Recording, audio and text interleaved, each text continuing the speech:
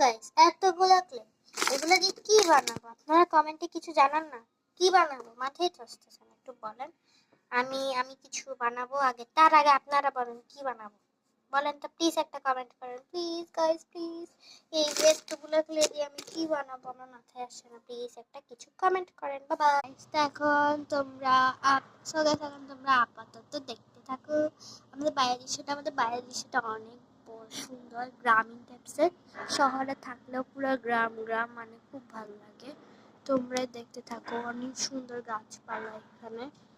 দেখো এখানে প্রকৃতি জাস্ট ওয়াও।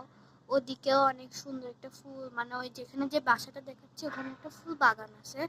ওখানে আমি তোমাদেরকে নেক্সট কোনো একটা ভিডিওতে দেখাবো। তো তোমরা গাইস প্লিজ বলিও যে আমি কোন ক্লে দিয়ে কি বানাবো। তো তোমাদেরকে এখন আমি জুম করে করে দেখাচ্ছি।